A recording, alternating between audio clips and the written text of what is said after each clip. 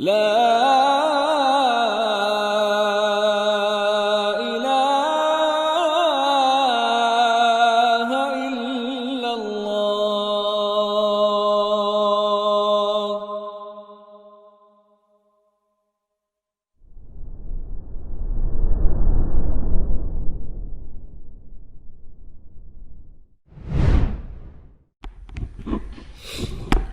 Bismillahirrahmanirrahim. Assalamualaikum warahmatullahi wabarakatuh. Innal hamdalillah nahmaduhu wa nasta'inuhu wa nastaghfiruh wa na'udzu billahi min shururi anfusina wa min sayyiati a'malina. May yahdihillahu fala mudilla lahu wa may yudlil fala hadiya lahu. Asyhadu an la ilaha illallah wahdahu la syarika lah wa asyhadu anna Muhammadan abduhu wa rasuluhu la nabiyya ba'dah.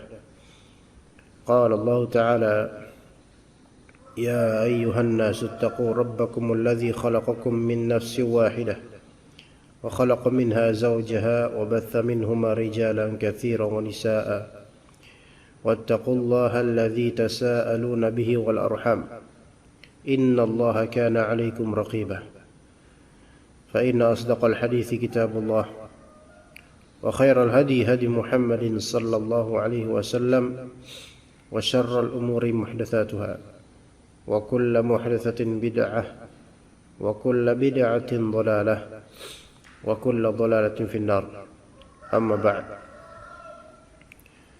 Ikhwas sekalian, kita melanjutkan kajian kitab Iqtida' As-Sirat Al-Mustaqim, ya insyaallah pada pagi hari ini kita hanya membahas kitab tersebut. Adapun kitab Al-Usul min Ilmi Al-Usul yang akan kita bahas kembali, itu insyaallah akan kita bahas tahun depan insyaallah. Ya, kita mulai bahas tahun depan karena ada 3 video kajian kitab Usul min Ilmi Usul yang belum terupload. Ya, jadi pending terus itu sudah sejak kira-kira 4 bulan lalu ya, atau 3 bulanan lalu. Al-Usul min Usul 3 kajian belum terupload. Masyaallah. Maka hari ini kita akan membahas kitab Iqtida'is Siratal Mustaqim saja. Kita mulai dari perkataan Syekhul Islam Ibnu Taimiyah rahimahullah. Wa aidan fa'an Ubadah bin As-Samit رضي الله عنه قال كان رسول الله صلى الله عليه وسلم إذا اتبع جنازة لم يقعد حتى توضع في اللحد فعرض له حبر فقال هكذا نصنع يا محمد قال فجلس رسول الله صلى الله عليه وسلم وقال خالفوهم رواه أبو داود وابن ماجه والترمذي وقال بشر بن رافع ليس بالقوي في الحديث. Ya. Ketemu tidak teksnya? Hadis Ubadah bin Samit. Dari Ubadah bin Samit radhiyallahu anhu, beliau bercerita, Kana Rasulullah sallallahu alaihi wasallam idza ittaba'a janazatan lam yaq'ud hatta tud'a fil lahdi. Gimana Alwi? Ketemu? Udah. Rasulullah sallallahu alaihi wasallam kalau beliau ngelayat atau bukan mengiringi, sudah sampai di kuburan, yaitu ketika jenazah tersebut hendak dikebumikan. Jadi kondisinya misal Rasulullah dan para sahabatnya sudah ada di pemakaman. Nah, ini mayit ini kan lagi pengen dikubur, hendak dikubur. Lam yaq'ud, Rasulullah tidak akan duduk saat itu. Tidak mau duduk atau jongkok, tidak mau duduk, tetap diri semuanya. Hatta tud'a fil lahdi, sampai jenazah tersebut dikebumikan ke liang lahat. Ngerti nggak ya kawan?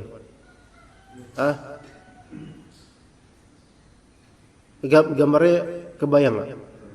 kita ini kalau misalnya nih ya mengiringi jenazah kan sampai di pemakaman habis itu. Oke. Biasanya kan kuburan sudah tersedia ya, atau minimal ada, kadang penggalian belum maksimal, tapi nggak langsung lah jenazah itu nggak langsung dimasukin kan, maksudnya di prepare dulu lah gitu. Ada orang yang mungkin di bawahnya, masih ada sedikit penggalian, kadang ada becek atau misalnya kan gitu. Nah, maka biasanya kan kita kan tetap diri sambil ngeliatin mayit tersebut ya nggak? Nah itu kita nggak bakal duduk kecuali kalau misalnya udah selesai mayit itu dimasukin ke liang lahat, ya nggak? Masih diri aja sampai kalau misalnya masukin liang lahat baru kita duduk, kadang-kadang gitu. Itu yang dilakukan Rasulullah SAW dan para sahabatnya ketika itu. Fa'arada lahu habrun. Kemudian datang seorang habr. Habr di sini pendeta Yahudi, orang alimnya Yahudi. Ya. Ya, Assalamualaikum. Bisa paham gambaran yang tadi barusan? Jadi seperti itu, ya. Datang kepadanya seorang habr. Habr itu orang Yahudi. Maksudnya pendeta Yahudi. Assalamualaikum warahmatullahi wabarakatuh. Faqal, hakadha nasna'u ya Muhammad. This is what we do. This is what we do ya Muhammad. Ini adalah yang kita lakukan wahai Muhammad. Ngerti gak ya Pak? Apa maksud kalimatnya pendeta Yahudi ini atau alim Yahudi ini, apa maksudnya? Tunggu Pak Neman, Anda jelasin ulang lagi. Tapi dikasih linknya ada. Oh udah punya PDF, Masya Allah. Harusnya beliau nih yang gantiin anak kajian ini. Ntar kalau misalnya kajian ini mungkin anak uzur, anak libur nggak bisa ngisi kajian di sini, Pak Abu Ja'far aja.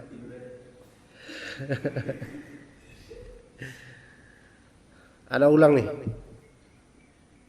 Ya, coba dicari kitabnya, teksnya. Ana ulang hadis Ubadah bin Samit. Ya. Karena ini Masya Allah ya, suatu sikap Rasulullah yang luar biasa. Jadi biasanya Rasulullah itu, kata kita itu biasanya apa? Kalau beliau bukan ngurusin, tapi ikut mengiringi jenazah sampai pemakaman, ya pas di pemakaman, beliau tidak akan duduk hingga jenazah tersebut dimasukin ke liang lahat. Gimana? Kebayang atau enggak Pak Abu Ja'far? Ketemu enggak? Khalas? Itu 2 jilid atau 1 jilid kitabnya? Atau beda versi ya? Oh, udah antum tandain. Dimulai dari wa aidan fa'an Ubadah bin Samit. Fa'an Ubadah bin Samit. Ketemu? Biar clear. Antum ada ini ya, HP ada Pak? Apa? Masya Allah. Aduh, anak HP-nya lagi di, anak mau beliin antum. Hah? Beliin antum apa pulsa buat kuota? Enggak perlu? Enggak. Nanti, aduh, kalau nanti nggak bisa, harus sekarang. Cuman sekarang lagi di ini, lagi di live. Kalau nanti Anda nggak mau, intinya sebenarnya nggak mau. Gimana? Ya, karena Rasulullah SAW idza taba'a janazatan lam yaq'ud hatta tud'a fil lahdi. Rasulullah kalau misalnya ada di pemakaman bersama para sahabatnya mau membumikan jenazah, beliau dan para sahabatnya tidak duduk sampai jenazah sudah dikebumikan di liang lahatnya. Gimana? Nah, kemudian datanglah seorang habr Yahudi. Hakadha nasna'u ya Muhammad. This is what we do, wahai Muhammad. Inilah yang kita lakukan. Biasanya orang Yahudi pun kayak gini sikapnya. Nungguin mayit itu masuk ke lahat, baru kita nyantai-nyantai duduk. Kif, gimana Alwi? Paham? Benar, paham? Nah, maka berkata kemudian Ubad bin Samit, fajalasa Rasulullah SAW. Maka Rasulullah pun seketika langsung apa? Duduk. Dan berkata kemudian, khalifuhum, selisihilah mereka orang Yahudi ini. Langsung terjadi tasyri', pensyariatan, penyelisihan terhadap orang-orang Yahudi, walaupun dalam hal itu saja. Ya luar biasa ya. Ngerti nggak tuh? Jadi baru, wahai Muhammad, ini yang biasa kita lakukan nih, gambarnya sama nih. Ya. Jadi enggak akan pada duduk sampai kemudian masuk liang lahat itu mayit, baru kita pada duduk. Oh enggak, ya udah kalau gitu kita duduk sekarang. Iya, sekarang kita duduk. Saking pengen menyelisihi orang-orang Yahudi, masya Allah. Ya, padahal apa salahnya sih gitu ya? Apa salahnya sih kita diri ketika mayit masih mau dimasukin, belum dimasukin. Ya begitu.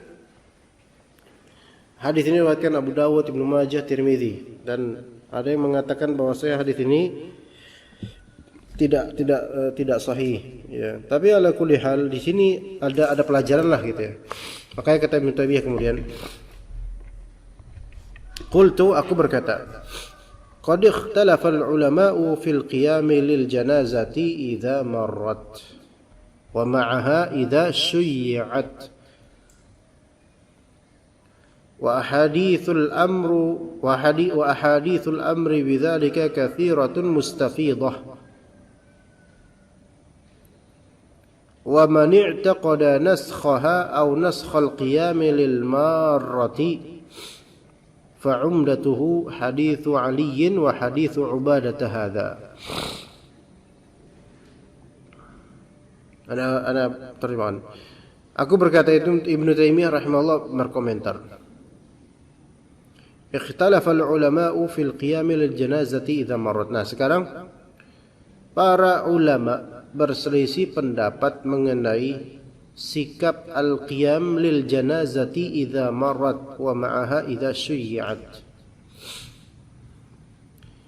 Sikap nih, hukum berdiri untuk menyambut jenazah yang lewat. Paham enggak ikhwan? Al-qiyam lil janazati idza marrat, berdiri menyambut jenazah idza marrat, ketika lewat. Ketika lewat.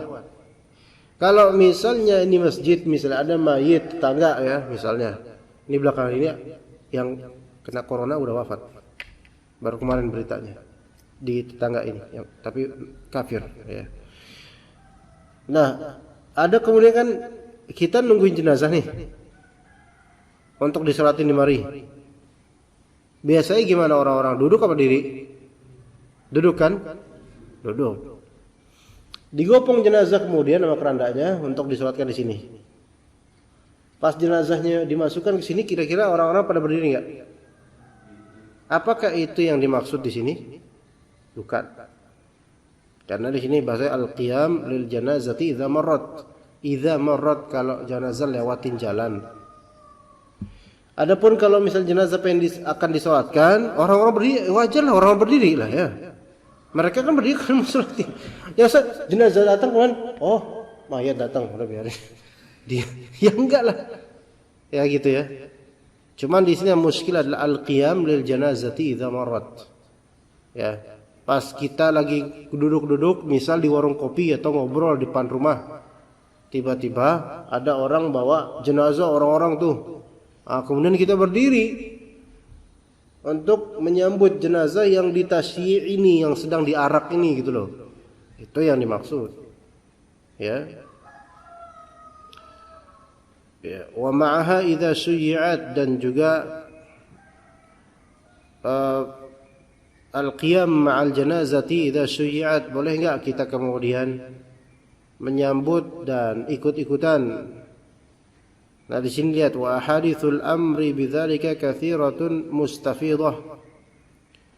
Hadis-hadis yang menyebutkan seperti ini, perintah untuk tasyi'ul janaiz, atau qiyam terhadapnya banyak, kata beliau. Banyak sekali. Wa man i'taqada naskhaha aw naskhal qiyam lil marrati fa 'umdatuhu hadithu Ali wa hadithu Ubadah hadha.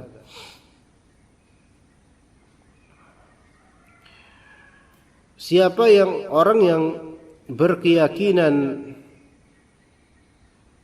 naskhaha atau naskhul hadis, ya, hadis, penghapusan hadis-hadis ini, dan penghapusan al-qiyami lil marrah, nasakh terhadap sikap berdiri untuk jenazah yang lewat, itu dihapus. Sebagian ulama mengatakan hal tersebut dihapus di syariat kita.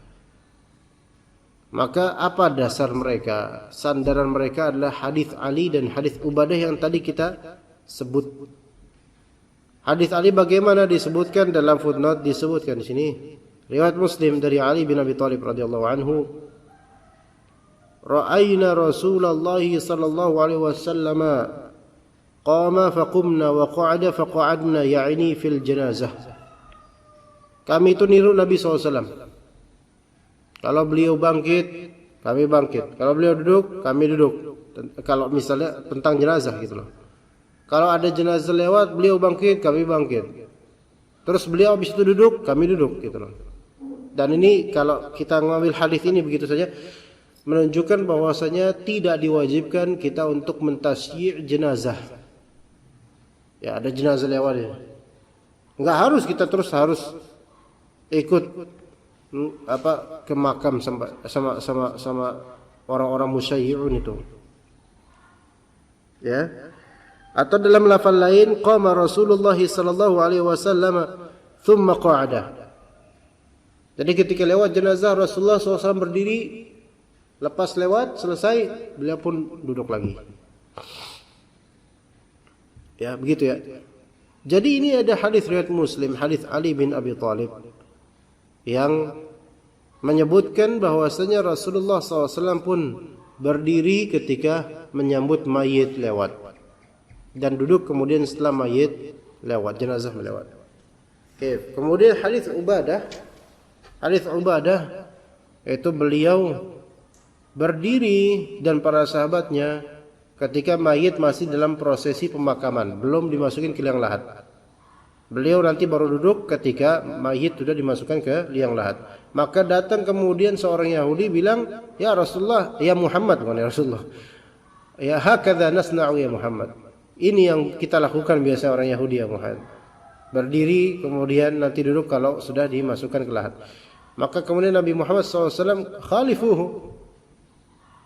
Selisihilah dia, udah kita enggak usah kayak gitu lagi.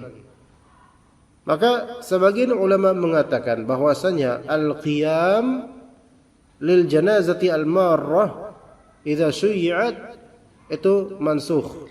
Berdiri ketika dilewati jenazah atau ada jenazah lewat, berdiri menyambutnya itu mansukh, dihapus. Awalnya itu hadis Ali atau Ubadah bin Samit, hadis Ali yang menyatakan Rasulullah melakukan hal tersebut. Namun kemudian hadis Ubadah bin As-Samit di situ Rasulullah baru mengerti bahwasanya itu adalah kebiasaan orang Yahudi. Akhirnya Rasulullah khalifuhum, selisihilah orang-orang Yahudi. Akhirnya udahlah enggak usah kayak gini lagi kita deh. Ya mau duduk-duduk aja dah, enggak apa-apa. Ya. Maka itu kata Ibn Taimiyah tadi.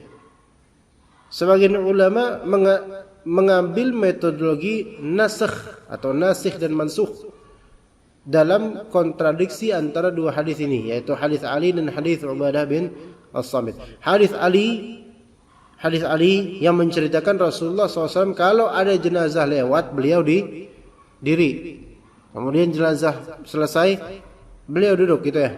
Hadis Ubadah bin Samit mafhumnya adalah beliau tidak berdiri menyambut jenazah, gitu ya.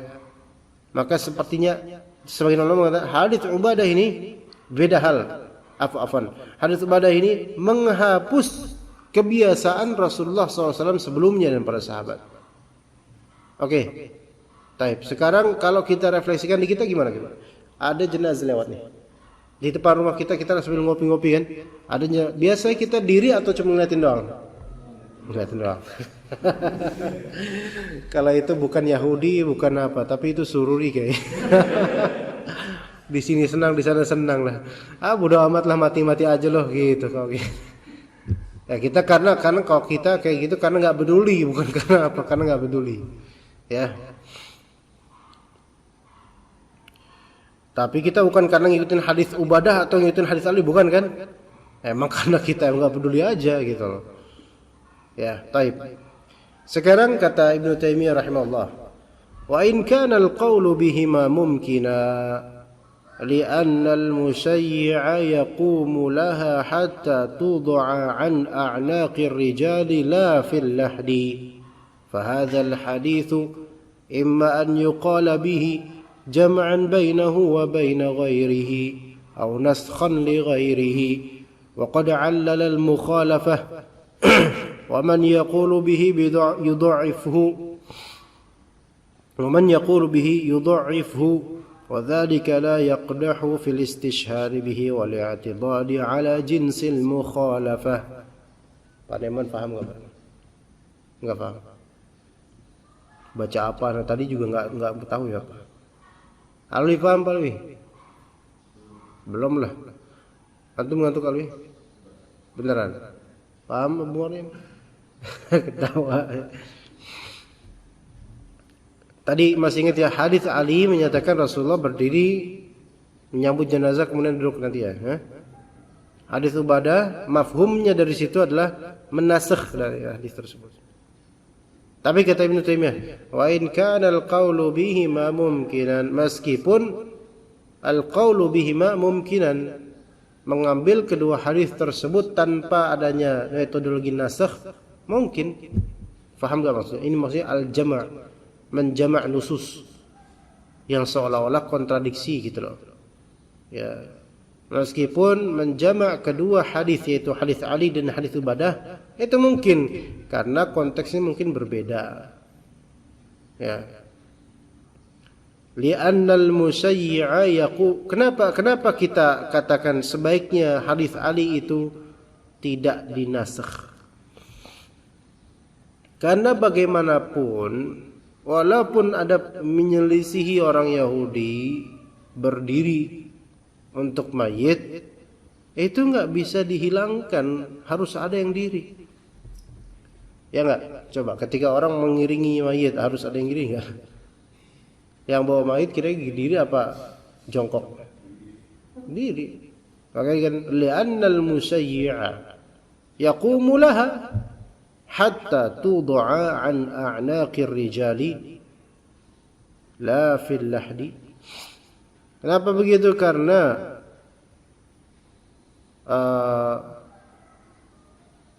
di sini kita lihat karena musayyi' itu siapa? Orang yang mengiringi jenazah. Orang yang mengiringi jenazah itu pasti akan berdiri demi jenazah, ya atau tidak? Iyalah, masa terbang sambil jongkok gitu atau lompat kodok atau gimana? Itu akan terus berdiri demi jenazah hatta tud'a an a'naqir rijal. Ya. Sampai jenazah itu diturunkan dari atas pundak mereka. Betul enggak? Berarti dari dulu pakai keranda namanya, dan jenazah pakai keranda kan? Masa jenazah dibopong gini? Pakai keranda. Dan yang membawa keranda itu minimal mereka lah. Itu pasti mereka berdiri jalan itu. Ya, nyusahin banget kalau mereka jalannya dengan cara tengkurap. Enggak sampai ke kuburan. Yang ada ketindihan dan mereka ikutan mati juga nanti. Nah, mereka terus melakukan itu sampai kemudian tudu'a al-janazatu, jenazah diletakkan dari anaqir rijal, dari pundak-pundak atau leher-leher rijal kan begini. La fil lahdi. Ya, bukan ketika diletakkan di liang lahat. Ya, itu tidak. mayit itu kan. Nah, ini kuburan. Oke, kuburan udah digali nih. Hampir selesai. Mayit udah datang digopong kan di ini. Biasanya ini kan lagi proses liangnya diperbaiki gitu untuk supaya sempurna sebelum dimasukkan. Pengiring yang membawa mayit mau jenazah biasanya berapa orang? 6 orang ya minimal ya. 4 lah ya. 4 lah. Kalau keberatan mungkin 6 gitu kan. Nah, itu biasanya tetap kayak gini atau ditaruh di tanah dulu? Taruh tanah dulu berat. Taruh tanah dulu. Ya, kan gitu kan? Dan mereka tetap diri nggak? Tetap diri biasanya. Ya, maksudnya di sini adalah mau bagaimanapun keadaannya, tetap aja pasti ada yang berdiri, gitu loh. Ya, makanya sebelum meninjau, sebaiknya kita tidak mengatakan hadis Ubadah menasakh hadis Ali. Ya. Karena bagaimanapun namanya berdiri untuk jenazah itu keniscayaan. Ya. Nah, fa hadzal hadis ini imma an yuqala bihi jam'an bainahu wa bain ghairihi atau naskhan li ghairihi. Ada dua pilihan deh antum. Antum mau mengkompromikan hadis Ali dan hadis Ubadah, dua-duanya ma'mulun bihi, diamalkan, oke. Nabi SAW berdiri untuk jenazah juga, dan Nabi SAW duduk karena demi menghindari tasyabuh dengan orang Yahudi. Au naskhan li ghairihi, atau hadis Ubadah menasakh hadis Ali. Terserah deh kata Ibnu Taimiyah. Karena ulama berselisih pendapat. Terserah antum. Ibnu Taimiyah di sini tidak bermaksud untuk mengatakan yang nasakh salah, yang jamak salah, enggak, bukan itu yang dimaksud oleh Ibnu Taimiyah. Karena hadis ini hanya sebagai syahid untuk masalah mukhalafah terhadap ashabil jahim, Yahudi. Tapi di sini wa qad 'allala al-mukhalafata. Mau dua hadis ini digabungkan, dijamak, dikompromikan, atau salah satunya dimansukh, tapi intinya 'allalal mukhalafah. Hadis ini memberikan illat apa? Mukhalafah. Siap gimana? Ngerti enggak? Ya, di sini ada maksud, yaitu supaya kita tertanbihkan bahwasanya di hadis Ubadah terutama ada illat, yaitu harusnya atau wajarnya kita menyelisihi orang-orang Yahudi. Nah, okelah. Kemudian sebagaimana tadi Ibnu Taimiyah rahimahullah menyebutkan Bishr bin Rafi' laisa bil qawi fil hadis. Ya, Tirmidzi berkata seperti itu. Wa man yaqulu bihi yudha'ifhu. Oke, orang yang menyatakan bihi, ini kembali kemana? Allah alam, mana nggak tahu. Jadi intinya hadis ini juga ada yang mendhaifkannya. Kalau hadis riwayat Ali itu hadis sahih Muslim. Kalau hadis Ubadah bin Samit riwayat Sunan Abu Dawud, Tirmidzi, Ibnu Majah, dan sebagian mendhaifkan hadis Ubadah bin As-Samit. Oke, hab annahu dhaif. Anggaplah memang itu dhaif. Wa dzalika la yaqdahu fil istishhad bihi wal i'tidad ala jinsil mukhalafah. Tetapi kedhaifan hadis tersebut la yaqdah, ya, tidak mencederai atau menghalangi beristishhad dengan hadis dhaif tersebut, mengambil syahid dari hadis dhaif tersebut. Lihat di hadis dhaif aja ada illat mukhalafah wal i'tidad ala jinsil mukhalafah, dan tidak menghalangi kita untuk memperkuat bukti atas segala jenis penyelisihan terhadap orang-orang kafir dari hadis. Jadi intinya beliau itu menginginkan antum, siapapun ulama yang antum ikuti, baik yang mendhaifkan hadis Ubadah atau menasahkan hadis Ali atau bagaimanapun atau mengkompromikan keduanya, tetap kita bisa mengambil ibrah dan faedah dari hadis Ubadah, yaitu lihat sikapnya Rasulullah SAW. Hatta sekiranya hadis tersebut dhaif, ada faedah yang bisa kita petik. Ketika tahu itu kebiasaan orang kafir, langsung cut. Enggak usah. Luar biasa kan? Luar biasa. Ketika antum tahu itu baju bola orang kafir, ketika tahu ya, antum langsung lepas. Enggak, saya enggak mau pakai ini, saya pakai baju biasa aja. Ketika itu tahu memang itu kebiasaan baju bola orang kafir. Adapun kalau misalnya baju yang common, kaos yang common ya, common tuh common, umum, maka tafadhol enggak masalah. Misalnya kaos tersebut Dagadu Jogja misalnya. Dagadu Jogja, apakah di situ ada indikator ya apa muslim atau kafir? Enggak ada urusan. Ya kan? Walaupun ya emang masih ada tuh sekarang baju kayak gitu. Masih ya. Tapi kayaknya orang-orang jadul yang tahu, atau di distro-distro ada. Hah? Ada. Yang di belakangnya ada tulisan-tulisan lucu itu. Cerita apa gitu. Oh gitu. Masya Allah ya antum. Ya, luar biasa. Antum pakai kaos kayak gitu? Enggak. Dulu di Mahat ada satu orang santri, itu kaosnya selalu begitu. Warnanya kan abu dia, warnanya abu terus belakangnya ada itu. Itu kalau sholat, alhamdulillah sholat sebenarnya kita nggak boleh pakai kaos, harus pakai baju atau baju yang benar. Tapi kalau pernah dia sholat kemudian di belakang itu orang pada murojaah baca, ya diperhatiin aja. Apalagi ketika zaman itu kan santri pada katrok semua, ngelihat kaos kayak gitu tuh, kaos, canggih banget kaosnya gitu kan.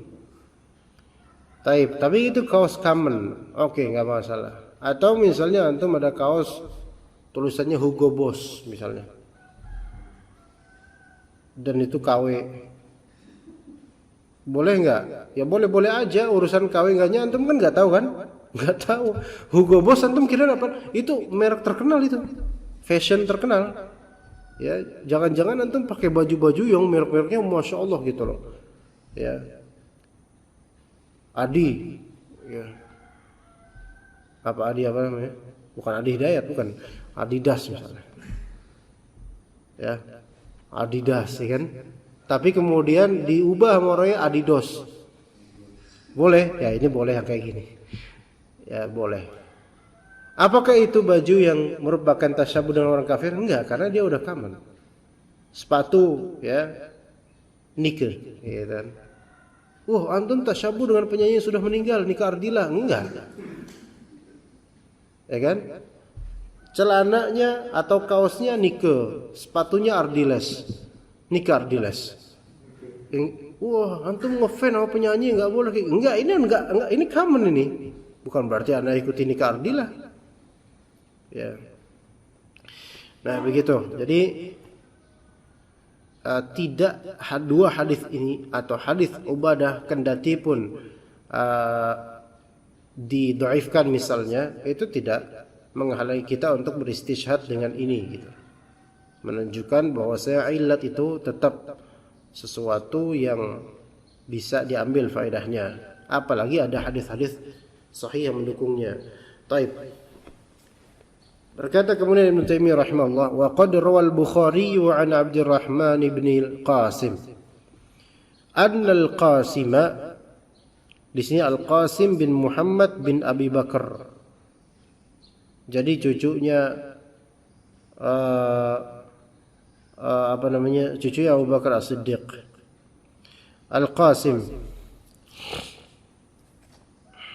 Al-Qasim kana yamshi baina yadayil janazah wa la yaqumu laha. Qasim pernah berjalan di hadapan jenazah, namun ia tidak berdiri untuk menyambutnya. Wa yukhbiru an Aisyah, lalu ia memberitahu bahwasanya Aisyah pernah berkata, kana ahlul jahiliyati yaqumuna laha yaquluna idza ra'awha kunta fi ahlika ma kunta marratain. Jadi Aisyah radhiyallahu anha, ibu kita, beliau menceritakan dulu ahlul jahiliyah. Kalau Al-Qasim kan nggak mendapatkan masa jahiliyah, ya enggak? Ya sebenarnya Aisyah radhiyallahu anha juga ya, walaupun tidak, tetapi di masa beliau hidup radhiyallahu anha kan masih ada orang-orang yang masih kafir gitu loh. Jadi tradisi tersebut masih terlihat di Makkah atau juga nanti pas di Madinah. Taib, ahlul jahiliyah yaqumuna laha, yaitu mereka biasa berdiri menyambut jenazah. Yaquluna, kemudian mereka berkata idza ra'auha, ketika mereka melihat jenazah, mereka orang jahil bilang kunta fi ahlika ma kunta. Apa artinya itu kunta fi ahlika ma kunta? Kalau sekarang kita kayak gitu bilang lihat jenazah kunta fi ahlika ma kunta, dikira kita sedang baca mantra sihir. Kunta fi ahlika ma kunta, kunta fi ahlika ma kunta. Tapi antum enggak tahu artinya apa. Kunta, kamu sekarang fi ahlika ma kunta. Artinya kunta ma kunta fi ahlika. Keadaanmu sekarang sebagaimana keadaanmu dulu di keluarga. Gimana, paham? Jadi keyakinan jahiliyahnya apa? Di sini ada beberapa hal nih. Ada ritual, ada pelafalan, dan ada keyakinan. Ritualnya apa? Ketika ada jenazah lewat, antum diri. Ya. Pelafalan apa? Maka kunta ma kunta fi ahlika. Atau kunta fi ahlika ma kunta, itu 2 kali marratain. Berucap seperti itu. Tradisi mereka. Pelafalan. Ketiga keyakinan, yaitu sekarang keadaan kamu di alam kamu ini sesuai dengan bagaimana keadaan kamu di keluarga selama ini. Paham enggak? Entah ini sebuah doa atau sebuah keyakinan atau gimana mereka. Tapi kalau kita refleksikan loh, bisa jadi sebagian keyakinan orang sekarang tentang gentayangannya roh, mayit gentayangan atau apa namanya, roh gentayangan, roh penasaran dan semisalnya, itu membuat orang berkeyakinan dia sedang mendapatkan azab sebagaimana kelakuan dia ketika masih di dunia. Ada nggak biasanya orang sudah ngaji sunnah digentayangi oleh roh? Kan nggak lucu kan? Rata-rata roh gentayangan itu menimpa siapa? Keluarga yang memang masih percaya khurafat dan masih oke dengan ritual-ritual bid'ah, ya nggak? Nggak pernah kan gentayangan di keluarga? Alhamdulillah. Ya, karena setan mikir-mikir juga, ngapain gua gentayangan kalau dia nggak percaya sama gua, kan gitu. Tapi cerita gentayangan kayak gitu sekarang masih banyak nggak kira-kira? Masih. Berarti mindsetnya masih belum diubah gitu kan. Nah, orang-orang jahiliyah itu menganggap kalau misalnya ternyata roh ini gentayangan dan sebagainya, itu kunta ma kunta fi ahlika, itu sesuai dengan bagaimana urusan kamu dengan keluarga kamu. Makanya dikaitkan kemudian dengan apa? Roh ini harus dibaktikan dengan nasi apa berapa harian? 7 harian, 40 harian dan seterusnya. Supaya roh ini enggak penasaran, dan seterusnya gitu loh. Jadi masih ada ikatan dengan keluarganya, dan keluarganya harus melakukan ritual-ritual untuk supaya roh ini tetap di alamnya, enggak keluyuran di alam kita. Ala kulli itu apa, enggak ada dasarnya secara syar'i dan secara akli juga enggak gitu kan. Ya. Kalaupun misalnya orang ini wafat dengan sekian tingkahnya dia, entah dia dukun atau dia punya jimat atau semisalnya. Oke. Misalnya kemudian gentayangan. Keyakinan orang-orang apa? Ini fulan ini. Rohnya fulan, penasaran. Oke. Pasti itu setannya menginginkan apa dari situ? Adanya ritual kan? Ada ritual oleh keluarga gitu loh. Ya. Dan keluarga ini kenapa bisa digituan, bisa dipermainkan setan? Karena menganggap bahwasanya apa yang selama dia lakukan di dunia ini, ya betul akan berpengaruh ke alam barzakh, betul. Tapi terefleksikan kemudian di alam dunia lagi gitu loh. Dengan gentayangan lagi, minta barangnya dikembalikan. Kadang-kadang gitu. Sebenarnya itu tipuan semua kan? Tipuan semua, yakin tipuan semua Allah. Enggak ada roh alam barzakh, roh manusia kemudian balik gentayangan. Enggak, semua itu tipuan. Dan kenapa kok mereka setan itu menyerapi gitu loh? Bisa persis gitu. Ya mungkin jin korin. Ya. Kemudian minta apa? Minta tolong ada beberapa barang yang dikuburkan. Menguburkan barang milik mayit. Menguburkan barang tertentu milik mayit. Sebagaimana request dari roh ini syirik. Di mana letak syiriknya? Melakukan sesuatu demi syaitan. Ya cuman nggak langsung kita kafirkan orang ini karena orang ini nganggap ini bukan apa setan, ini roh atau refleksi dari roh atau apalah itu namanya. Ya mereka harus dicerdaskan lagi. Gitu. Akhirnya misalnya baju kesayangan ini ya akhirnya dikebumikan di dekat kuburannya. Ini sudah merupakan bentuk kesyirikan karena melakukan sesuatu demi syaitan atau request syaitan. Itu satu hal. Hal lainnya melanggar syariat. Dari segi itu harta waris. Ya, harusnya diwarisin, tapi malah dibalikin nggak boleh. Gitu kan? Jadi orang-orang jahiliyah itu kalau ada mayit jenazah lewat, kunta fi ahlika ma kunta fi ahlika ma kunta, sambil mereka berdiri gitu loh. Ya. Maka dengan hadis ini kata Ibnu Taimiyah rahimahullah, faqad istadalla man kariha al-qiyama bi annahu kana min fi'lil jahiliyati. Ulama-ulama yang memakruhkan al-qiyam lil janazah al-marrah itu beristidlal dengan hadis ini karena sikap qiyam tersebut terhadap jenazah itu min fi'lil jahiliyah, termasuk dari perbuatan orang-orang jahiliyah. Ya. Kata Ibnu Taimiyah kemudian walaisal gharadu huna al-kalama fi 'aini hadhihi al-mas'alah. Tujuan di sini bukanlah untuk memperinci ungkapan tentang ainul masalah. Ainul masalah di sini adalah qiyam, bukan di situnya. Tapi Ibnu Taimiyah menginginkan illat. Illat itu bukan ainul masalah. Ya. Illat dengan ainul masalah beda loh. Paham enggak? Illat itu sebab. Sebab terwujudkannya atau terhukumnya masalah. Ainul masalah itu sendiri. Ngerti enggak, ikhwan? Hah? Contoh misalnya nanya ke antum, ini bedakan antara illat dengan illatul masalah atau illatul hukum dengan ainul masalah, beda. Illatul hukum itu sebab terwujudkannya hukum terhadap masalah. Ainul masalah itu adalah titik masalah itu sendiri, shape of problem itu sendiri, gitu loh. Nih misalnya Anda bilang ke antum, Alwi, misal ya,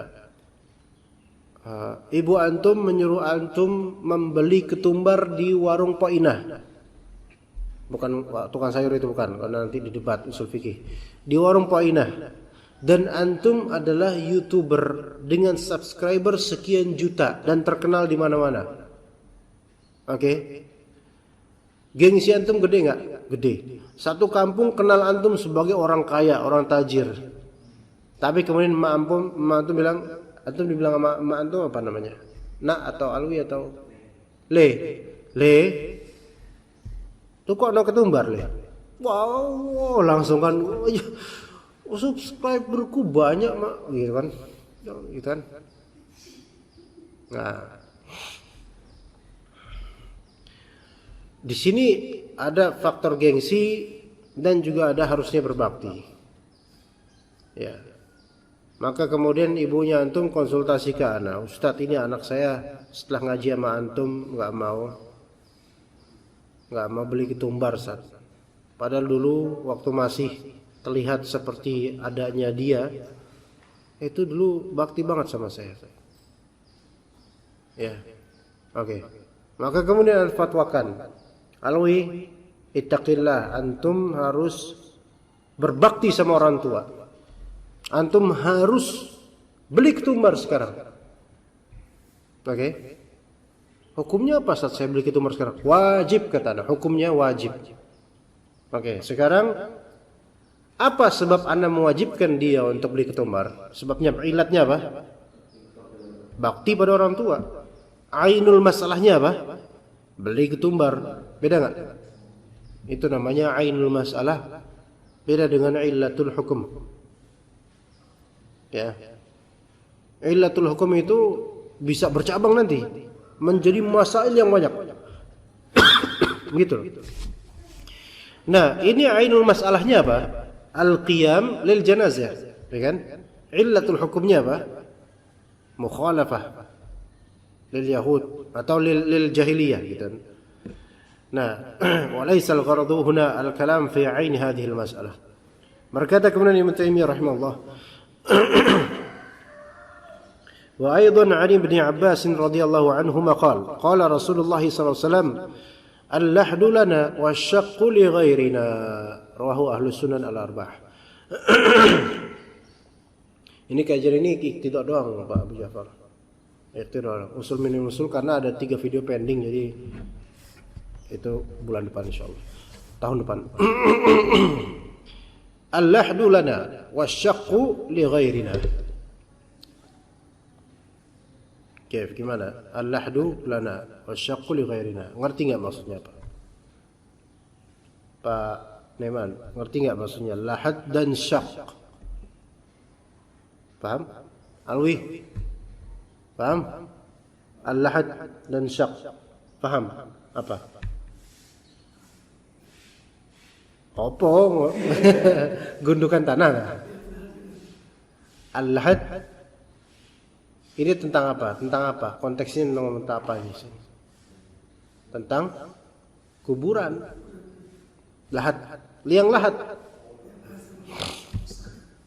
Syak itu yang gimana? Sahih ini, sahih. Berarti tahu. Jadi ada syak di tengah mayatnya. Maksudnya ini apa namanya? Galian. Nah di tengah ini. Mungkin diginiin atau mungkin taruh gini terus ditumpukin langsung, nggak tahu, biasanya kesian lah kayak gitu. Diginiin. Iya, digali tengahnya. Buat mayat tersebut nanti ditutupin pakai kayu atau misalnya. Ini syak. Kalau lahat di samping kiri, utamakan menghadap kiblat, gitu kan ya, ke arah kiblat. Itu bedanya ya kawan. Ya. Syak dan lahat. Paham di sini udah bedanya? Syak itu lubang tengah, kalau misalnya lahat itu di sampingannya. Ya, oke. Kata Nabi apa? Al-lahdu lana wasyaqqu li ghairina. Lahat itu kita, milik kita kaum muslimin, dan syak itu untuk selain kita. Tapi oke, kita lanjut dulu. Wa an Jarir bin Abdullah radhiyallahu anhu qala Rasulullah sallallahu alaihi wasallam al-lahdu lana wasyaqqu li ghairina, sama. Dalam riwayat Imam Ahmad wasyaqqu li ahlil kitab. Metode penguburan dengan lubang syak di tengah itu metode ahli kitab.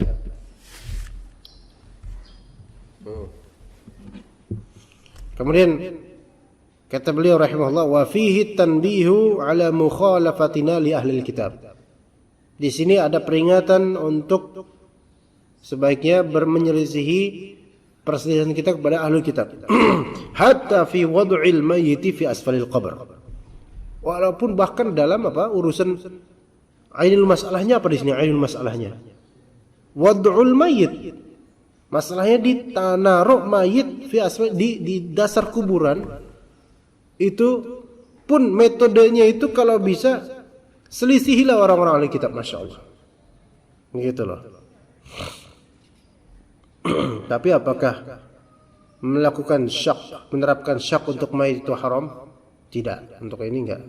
Untuk yang ini tidak. Karena sebagian ulama pun melakukan ini. Ya. Enggak mungkin ada ada kebutuhan tidak dengan lahat, ya tafadhal, mau lahat atau syak dua-duanya boleh, tapi yang lebih sesuai sunnah adalah yang lahat. Dan kita juga menyebutnya liang lahat. Dan kita juga alhamdulillah membiasakannya liang lahat. Ya. Begitu, agak sampingan. Nah, Rasulullah SAW pun ketika beliau wafat alaihi salatu wassalam, anda lupa penggali kuburnya siapa? Apa Ubadah bin As-Samit satunya kalau salah. Apa Abu Ubaidah bin Al-Jarrah kalau salah. Abu Ubaidah bin Al-Jarrah, Madinah dan juga Mekah. Nah, yang di Mekah ini, jadi ketika beliau wafat, dicari siapa yang mau menggalikan kuburannya Rasulullah SAW.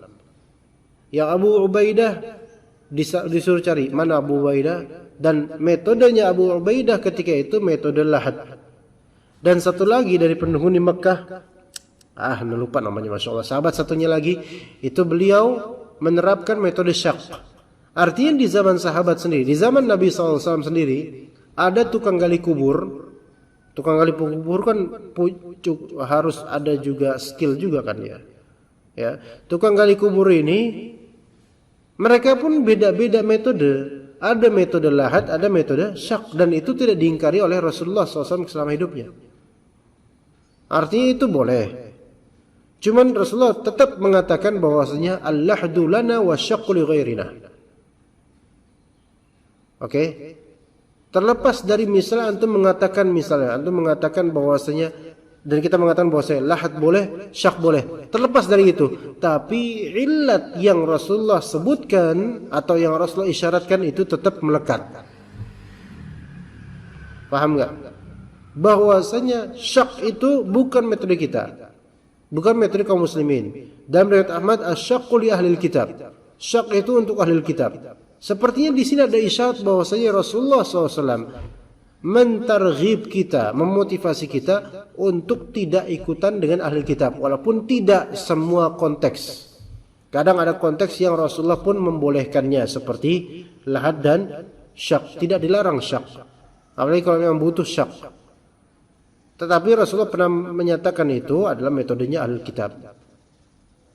Penyinggungan Rasulullah ini udah ada isyarat dari beliau bahwasanya sekecil-kecil apapun usahakan kalau bisa menyelisih orang-orang kafir. Ya. Kalau antum main bola misalnya, selalu main bola ya, karena anda dulu waktu sekolah suka main bola. Ya. Kita biasanya pakai ini apa namanya? Yang buat keringet. Dulu pemain bola zaman dulu, kalau sekarang udah nggak ada. Itu suka pakai balutan karet di sini nih. Ngerti nggak tuh? Dulu pemain bola dulu Piala Dunia di mana? Hah? BP ya, Mama Pamungkas. Ya, legenda Indonesia itu. Ya, anak punya teman, masya Allah. Beliau sekarang teman anak jadi kiai. Ya, tapi aswaja. Ya, itu teman anak fanatik Persija, fanatik BP. Ya. Kata beliau apa? Antum nanya ana tentang BP itu sama dengan antum nanya fikih ke Imam Syafi'i. Masya Allah. Saking fanatiknya dia. Sekarang udah jadi kiai dia. Jakarta, kiai Jakarta. Nauzubillah min dzalik. Ala kulli hal. Antum main bola nih. Antum lihat pemain-pemain barat. Ya, pakai bando buat pergelangan tangan. Emang itu kan mereka tujuannya untuk ngusap keringat kan? Dulu, kalau sekarang nggak ada kayak anda setahu anda nggak ada yang kayak gitu, katrok lah. Kemudian antum main bola juga pakai itu, karena melihat mazahir mereka, hadi mereka dalam main bola. Apa hukumnya? Minimal makruh, ikhwan. Minimal gitu loh. Karena anda yakin antum membuat itu bukan untuk lem keringat, belum tentu. Tapi karena taklid dan ikutan aja, karena kayak keren. Sebagian dari orang dulu ya, habis golin kita nih orang-orang biasa gitu. Nah, gitu kan? Ngikutin siapa? Pemain bola barat. Sebagian pemain bola barat kayak gini. Rivaldo, tahu Rivaldo?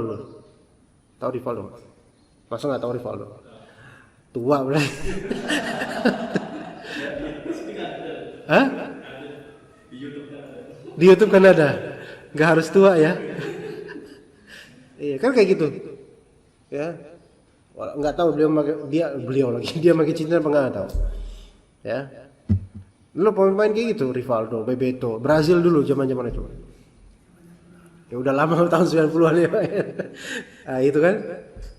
Terus sebagian dari orang ketika itu, orang Indonesia, baik pemain bola profesional atau kita sendiri biasa, habis golin ya gitu. Nah, ini hadi, termasuk hadi, karena ini ciri khas. Ya. Atau kita ikutin Vincenzo Montella misalnya, habis golin kayak pesawat kayak gini, ikuti. Itu hadi itu. Anak bukan anak failnya, anak nggak kayak gitu loh ya, anak nggak kayak gitu. Bener anak nggak gitu. Cuman anak tahu aja. Ya, itu hadi. Ya, seperti itu. Bahkan sampai ketika di Piala Dunia kapan gitu, Ronaldo rambutnya depan ya, dibilang jambul enggak, dibilang cepak ya boy gitulah. Ya kan ada giniannya tuh. Kemudian ada perempuan siapa namanya tuh? Ronaldo Wati namanya. Enggak, bukan Ronaldo, namanya siapa? Peggy apa siapa ya? Bukan ya? Film Indonesia? Enggak nama perempuannya? Ya pokoknya gitulah, pokoknya gitu enggak usah kita tahu juga ya, naudzubillah. Ini jelas tasyabuh. Ini tasyabuh yang memang dia sengaja dan membanggakan dengan itu. Ya, kalau ini udah jelas haram, kalau ini memang udah kesengajaan. Kalau memang nggak sengaja dan ada keserupaan, ya ini kalaupun mubah ya sebaik mungkin lebih ketatnya makruh lah gitu loh. Ya kalau misalnya ada lahat, kenapa harus pakai syak gitu kan ya? Kalau misal lahat bisa lahat, ya udahlah pakai syak aja. Tapi kalau memang sulit, namanya kan gali kubur orang butuh skill dan jarang mungkin. Ya kalau dia bisa nyesak ya khalas. Kalau misalnya dia bisa nyesak ya udah pakai syak aja nggak masalah. Dan maka di sini tidak sampai haram karena apa? Tidak ada maksud dan juga memang cuma itu doang bisanya gitu. Misalnya ya, misal saja. Begitu. Wa aidan an Abdullah bin Mas'ud, dan begitu juga dengan hadis Abdullah bin Mas'ud radhiyallahu anhu qala Rasulullah sallallahu alaihi wasallam laisa minna man daraba al-khududa wa syaqqa al-juyuba wa da'a bid'awal jahiliyati. Bukan termasuk golongan kami. Nah, ini laisa minna, ini yang kadang-kadang bagi sebagian orang ini kalimat yang syadid. Laisa minna, bukan bagian dari kami. Orang yang darabal khudud, menampar khudud, yaitu pipi. Kemudian wasyaqqal juyub, dan merobek-robek baju, ya pakaian, kantong dirobek-robek. Wada'a bid'awal jahiliyah, dan mengajak kepada seruan jahiliyah. Dan ini biasanya ketika terjadi musibah. Ya, maksud dakwal jahiliyah apa? Wa da'wal jahiliyati nadbul mayyit wa takunu da'wal jahiliyati fil asabiyah. Jadi bukan termasuk golongan kami orang yang menampar-nampar pipi. Maksudnya nampar pipi bukan mutlak untuk seluruh konteks ya. Murid misalnya, guru ngelihat muridnya bandel-bandel ditampar pipinya, blak gitu. Ana dulu pernah tuh kena, sampai ana kacamata ana sampai terpental, blak. Ana nggak bisa bawain hadis ini. Ya, jadi ana pernah dulu ditampar sama Ustaz, gara-gara keluar dari kelas tanpa uzur. Ya. Pas masuk saya digampar, blak. Kacamata copot. Terus apakah Anda bilang, ya Ustaz, laisa minna man darbal khudud. Ya, Ustaznya bilang, antum hafal hadis, tapi jangan bahlul gitulah, gitu. Ini maksudnya konteks darbul khudud. Di sini konteksnya kapan? Ketika dalam rangka apa? Meratapi mayit. Jadi bukan darbul khudud al-itlaq. Wa syaqqal juyub. Ini juga dalam konteks apa? Merobek pakaian dalam konteks nadb alal mayyit, yaitu meratapi mayit. Aniyah. Adapun kalau penjahit merobek pakaian, ya memang itu kerjaan dia. Ya. Ngeliat penjahit pakaian dirobek, digunting lagi. Ya khitakillah. Laisa minna man darbal khudud wa syaqqal jiyub. Antum ngomong apa? Ya, itu salah konteks. Jadi hati-hati. Wada'a bid'awal jahiliyah.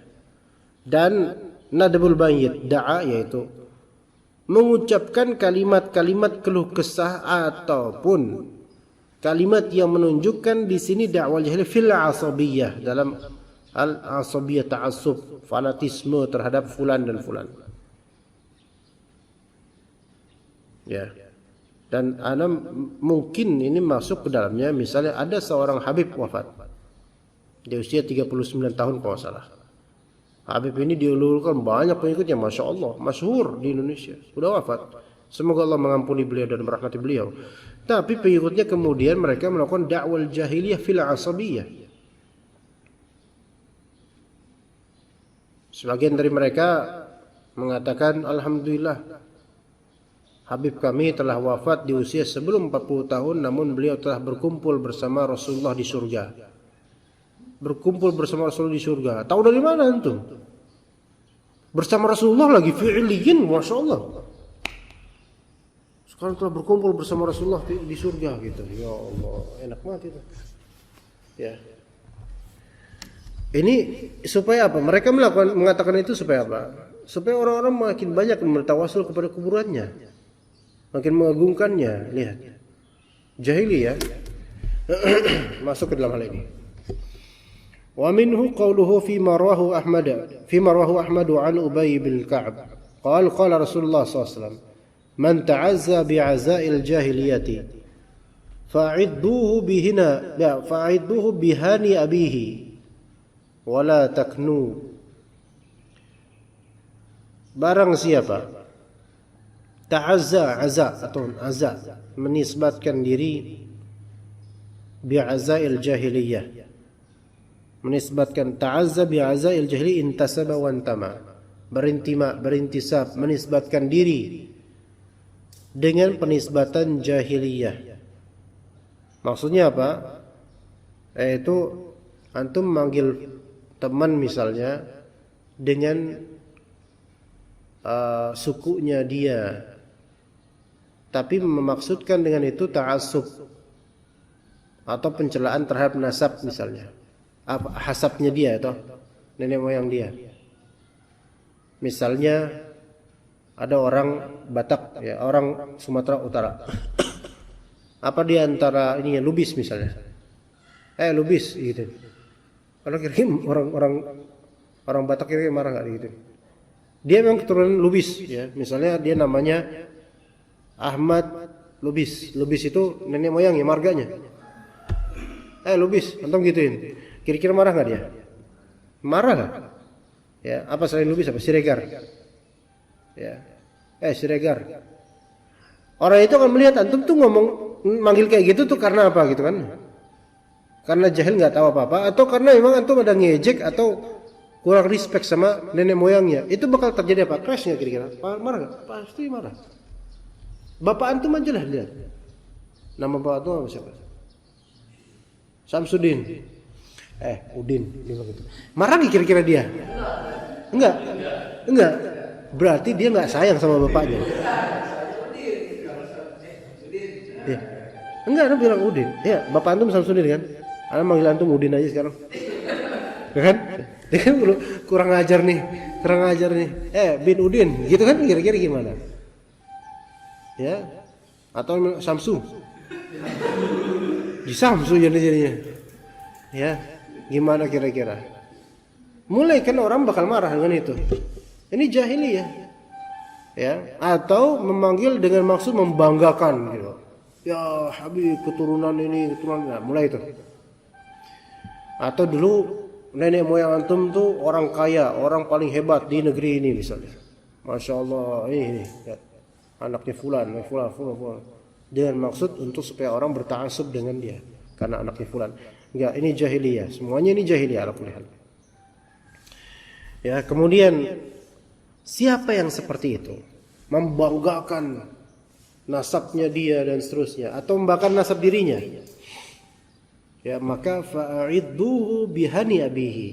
Orang yang mengucapkan itu, misal dia membanggakan dirinya nih, saya fulan, keturunan fulan, ya gitu. Fa'idduhu bihani abihi. Maka a'adda yu'iddu itu, antum tahu addu 'alaiha bin nawajid. Pernah dengar kan? Gigit dengan geraham. Nawajid geraham. Ad itu gigit. A'adda yu'iddu artinya suruh dia gigit. Paham enggak?